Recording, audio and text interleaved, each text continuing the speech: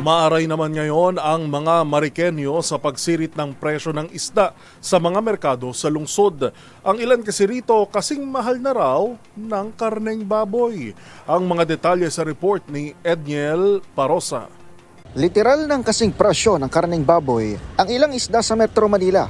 Dito sa Marikina Public Market, pareho nang nasa 340 hanggang 360 pesos ang kada kilo na binansagang 4-months fish na galunggong at paborito ng marami na bangus. Katulad na ito ng per kilo ng regular na laman o kasim sa parehong palengke ngayong araw ng Lunes, Setyembre 3. Kwento sa DZRH ng ilang tindera, nakapako na ang naturang presyo noong isang buwan dahil nasira raw ang mga palaistaan sa Pangasinan bunsod ng bagyo.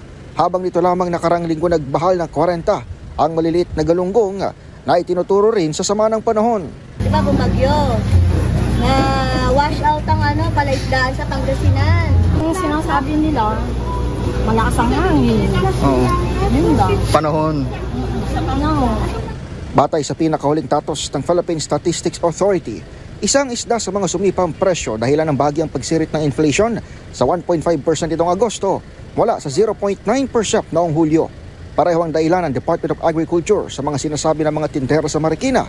Sunod-sunod the weather disturbances na nakaapekto rin naman sa pangingisda sa kanayunan.